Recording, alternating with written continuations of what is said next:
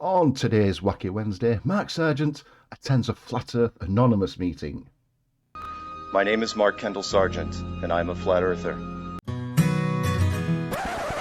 I ask a Flat Earth hippie how many reasons he has that the moon landings were fake. Let me prove it to you with 13 reasons why the moon landing was fake. And if there's a bit of time left over, we'll have some special guest appearances from a frauditor, a male Karen, and Nanny Mcphee.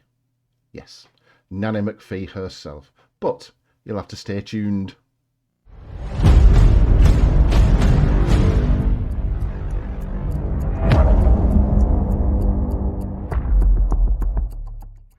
Yes, hello there, dearest viewer, and welcome back to my little corner of the YouTubers and another Thrill and Epoch edition of Wacky Wednesday. Thank you so much for joining me. Now, please like, share, subscribe. That would be fantastic. Thank you so much. And before we go much further, a massive shout out to my amazing patrons, Sven Bellens, Bob Sadler, Alan L, Christo, Bergero, and a massive shout out to my amazing channel members, Cheeky Vlogs, Sven Bellens, and Dr. Osiris. Thank you all so very, very much. And first up, we have Flat Earth conman Mark Sargent, who has some questions for the scientific community. Some months ago, a German television team contacted me because they had heard about my science challenge and had found a physicist at Georgetown University I could debate. And the physicist's name, of course, was Mr. N. Existent, who lives in a town called Anonymousville. They also wanted to make it as easy on the scientist as possible, so their idea was simple. Well, the idea would have to be simple, wouldn't it? So that a flat earther could understand it. They would record me on video, reading 5 quick science-based questions, and then send that recording over to Georgetown, and he would respond in kind. This is what I read on camera. Science-based questions, my ass. What an unbelievable moron this man is. Goodness me, there isn't a single flat earther, genuine or fake or poor or whatever, that has one single iota of what science does or what science is. 1. Long-distance photography. The mainstream science formula for the curvature of the Earth is 8 inches per mile squared. No, it isn't. An easy comparison would be the falling rate of 32 feet per second. So 8 inches per mile per mile. 2 miles is 2 times 2 equals 4 times 8 inches, or 32. 3 miles is 3 times 3 equals 9 times 8, or 72, and so on. At 50 miles, the curvature is 50 times 50 times 8, coming in at over 1,600 feet of curvature. Do my ears deceive me? Has a flat earther got some mathematics correct just for once?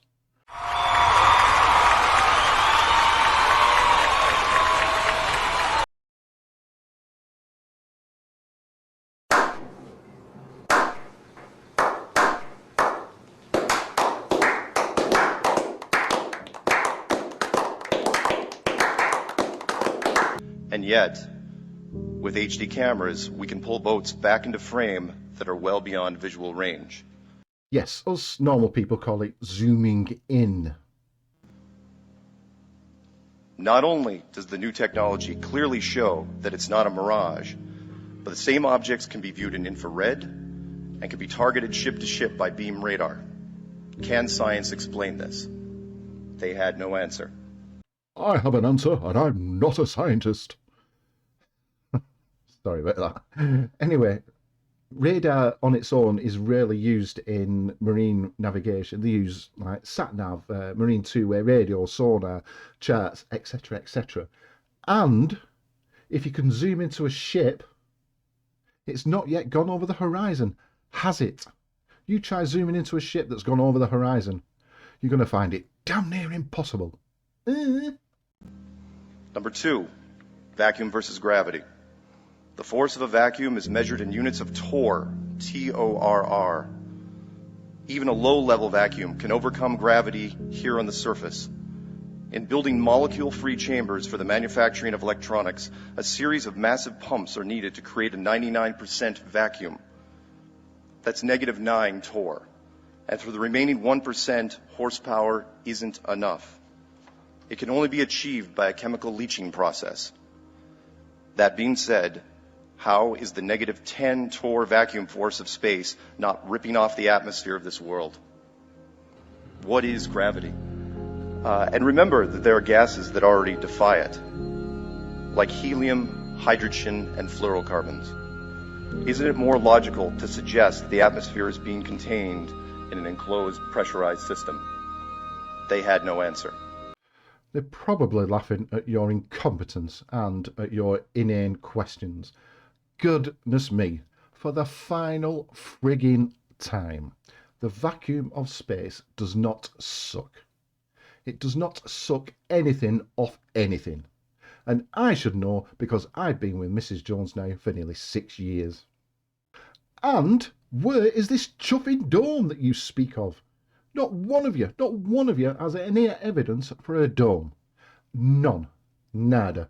Zilch. Zero. Nothing. Come on.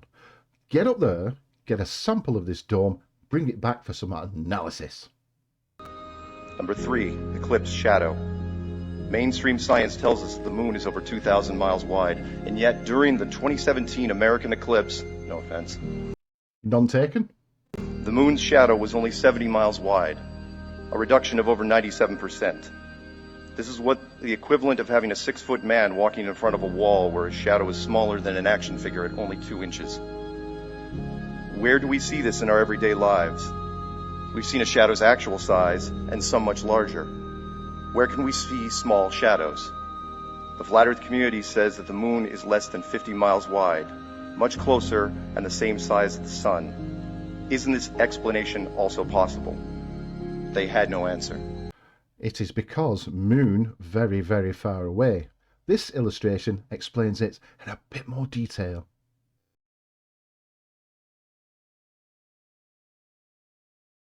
And will just one of you flat earth dipsticks please measure the distance to the moon.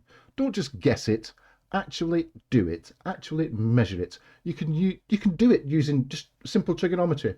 You can do it. Please do it. You can also measure the diameter of the moon as well.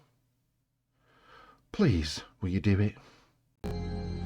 Number 4, moon temperature. Science has yet to address this relatively new discovery that the moon generates a cold light. Science hasn't addressed it because it's simply not true. The moon does not emit a cold light. It doesn't produce light. It just reflects light from the sun. That's how we see it. We all know that in the daytime it is 90 degrees in the sunlight, 80 degrees in the shade, depending on the conditions. I know I'm not going to do the Celsius conversion up here, sorry. However, at night, especially when the moon is high in the sky, we see the opposite. While it might be 50 degrees in the moonlight, it's warmer at 60 degrees in the moon's shade, sometimes showing temperature shifts of over 13 degrees Fahrenheit. In addition, under controlled experiment conditions, magnified moonlight is even colder still, again, the opposite of sunlight. We can generate this with technology today using a cold laser. The question is, why is the moon giving off a cold laser light? They had no answer. I'm going to have to explain it in a language that even this dipstick understands. Right. Earth receive energy from sun. When sun go away at night time, energy gets radiated back out. Because there's nothing to heat the atmosphere, keeping the energy in. So, at night time, that energy is radiated back out. Sometimes it gets blocked by obstacles, for instance, trees or tables or what have you. So it's warmer in the shade than it is outside the shade. I hope I've got that right, and I think I have. Now, Mr. Sargent, quid pro quo.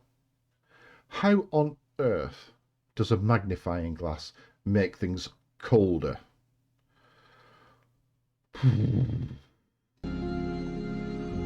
Last but not least, the Van Allen belts. Oh God, not this old chestnut again. Frig me. I just don't get it. And how does debunking the Van Allen belts or what have you, or debunking the moon landings, prove a flat Earth? A simple yes or no question. Are the Van Allen radiation belts deadly? Yes.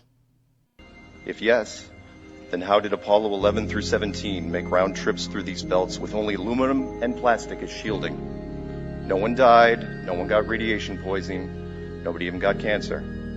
I think there's still like 5 left. Radiation is only stopped by 2 metals, lead and gold. I'm sure you've had this explained to you, so I'm going to explain it to you again, if you don't mind. Yes, radiation. Gamma radiation is stopped by lead and gold, but what about alpha radiation? That can be stopped with a cloth. Or beta radiation, that can be stopped with synthetic fabric. Some forms of radiation could be stopped by paper. I can't be the first one that's explained this to you. Both are very heavy and cannot be used in aerospace because of their weight.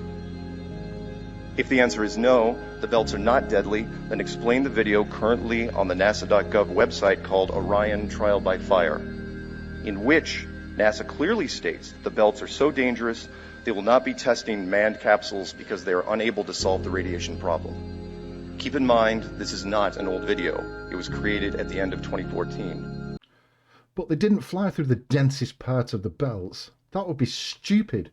And it would be life-threatening. And it would be bloody deadly. Here, I have another illustration that explains it in a lot more detail than I ever could.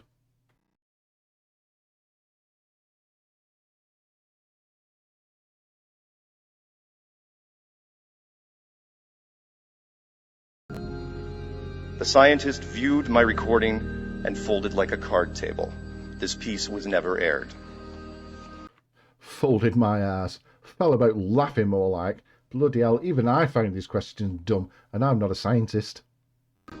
All that being said, my name is Mark Kendall Sargent, and I'm a flat earther. Fake flat earther more like. Let's move on now from Mark Sargent to somebody who has 13 pieces of evidence of why the moon landings were fake. This is going to go well, isn't it? There were 6 alleged moon landings between 1969 and 1972. I like the way you sneaked in the word alleged. And there's been 0 moon landings since. Seems a little suspicious, doesn't it?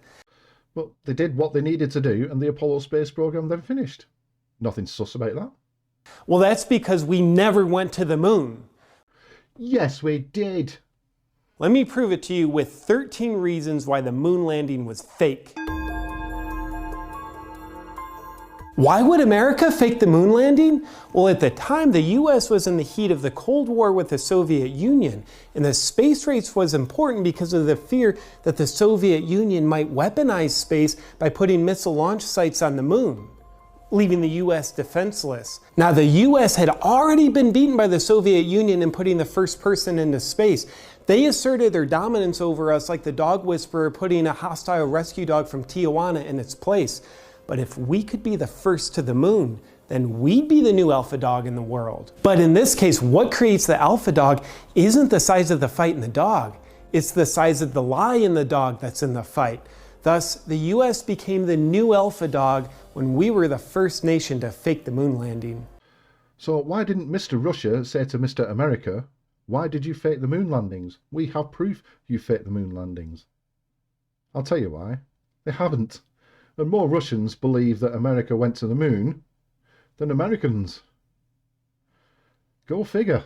The US government also faked the moon landing to distract the public from the Vietnam War, which wasn't very popular. It's like if I'm doing something you disapprove of and I can distract you from it, then you don't notice your disapproval of the thing I'm still doing. Look over there, a moon landing. Now let's look at some hard evidence. Ah, the old distraction theory, yeah. Always a good one. Apart from the fact it would have worked a treat if it weren't for the many hundreds of thousands of people going on hundreds of protest marches campaigning against the Vietnam War. Good job. The flag waving in the wind. Now take a look at the astronauts proudly planting the American flag on the moon as it gracefully waves in the wind. There's just one problem with this. There's no wind on the moon, Einstein. Evidence of a hoax. You are quite correct, my friendly neighbourhood hippie. There is no wind on the moon. There's also no friction on the moon. And there's also very little gravity on the moon. So when you nudge something, especially a telescopic pole with a flag attached to it, it's going to keep moving for quite some time. No dust kicked up on the lunar landing. Yes, it did.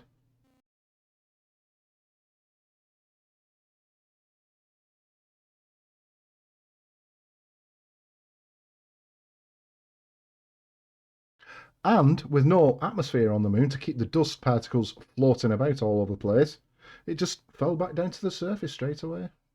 Take a close look at the lunar module. You'll see there's no dust on the foot pads, and it didn't leave a blast crater either. This would be approximately like diving into a swimming pool in your car and not making a splash. Guess what? The moon's surface is covered in dust. It's not like landing in a Walmart parking lot covered in pavement, so it would be impossible to land on the moon's surface without kicking up a dust storm.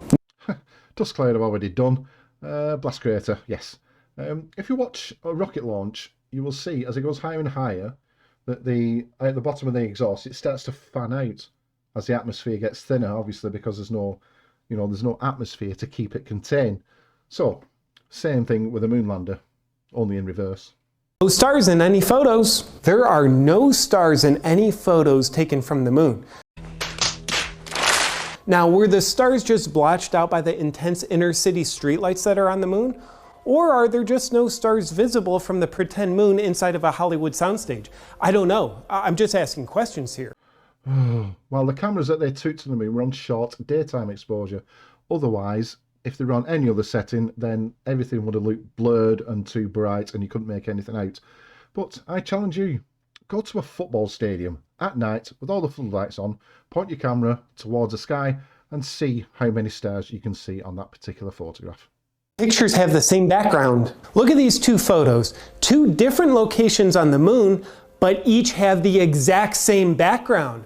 Looks like the set designers got a little lazy and decided they'd go with the same background for two different fake locations. I'm going to say a flat earther's favourite word now, perspective. Yes, perspective. For example, as you drive down a road and you've got a line of trees round at the side of you there, and you've got some mountains far away into the distance, from mile to mile, those mountains won't appear to have moved at all. And it's the same thing that happened on the moon. The mountains are far away, and as you move across, then the mountains won't appear. So you can take photographs from two different locations, and the mountains in the background that are far away won't appear to have moved at all. The crosshairs. Crosshairs were etched into the lens of the camera the astronauts were using, yet in a number of photos, an object allegedly on the moon appears in front of the crosshairs. This is foul play. The only way an object could appear in front of the crosshairs is if the object were superimposed on the photo. Fake photos.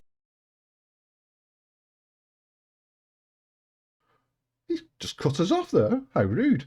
Anyway, let me address the crosshairs situation. Yes, there were crosshairs etched into the Hasselblad cameras, but it's like, you pluck a hair out your head, you hold it up to the light, and you can see through the hair.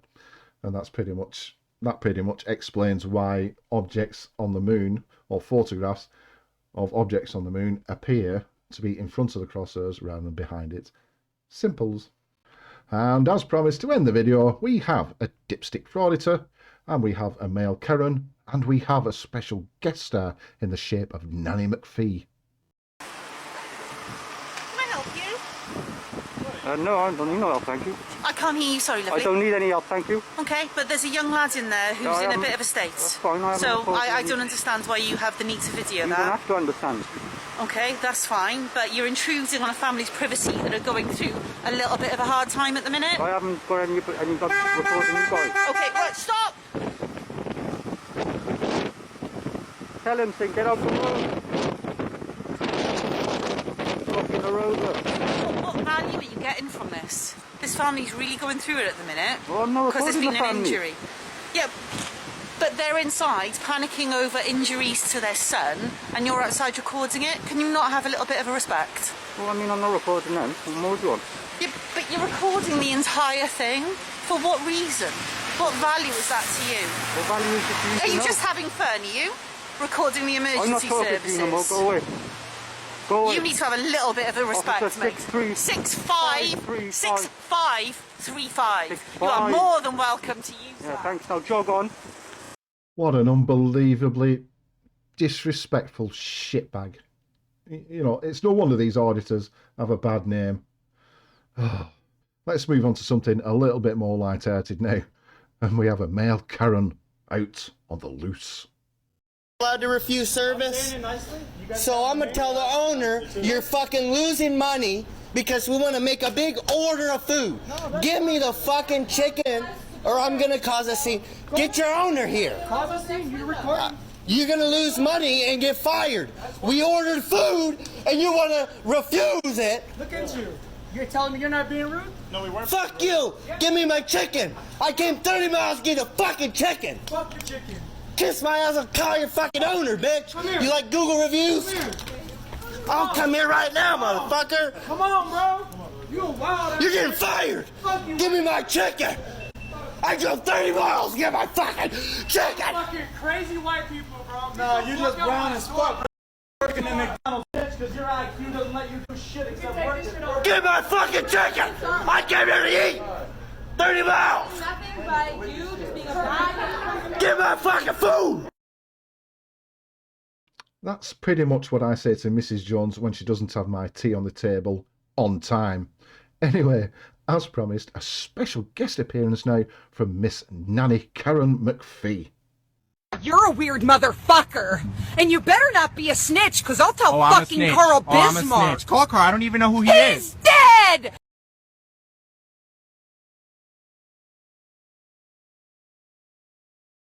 And there we have it, another Wacky Wednesday video, all done, dusted and delivered for your viewing displeasure. Now please join me on the next one. It will be this Sunday, 8 PM for a Sunday Stupid, and don't forget to join me on Friday, 7 PM for a live stream. Anyway, toodle pip.